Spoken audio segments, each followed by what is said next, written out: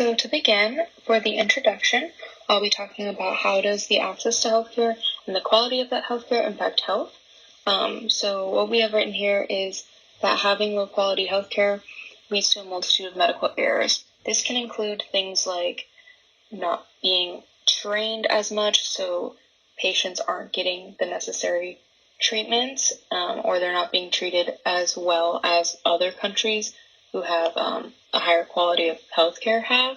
And also the lack of good quality healthcare could incur wrong diagnosis, which leads to the overall declining of health of the population, because if someone is misdiagnosed, then they could spread the disease or whichever they have to another person of the population, which could ultimately lead to the whole population having a decline.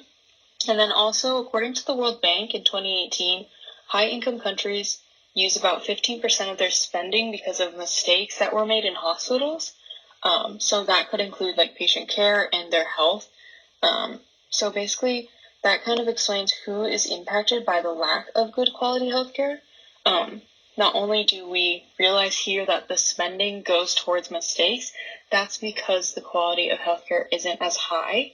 And ultimately, this all would lead to a decline in the care that's given, the level of care, and the health that the individual ends up with because of the care.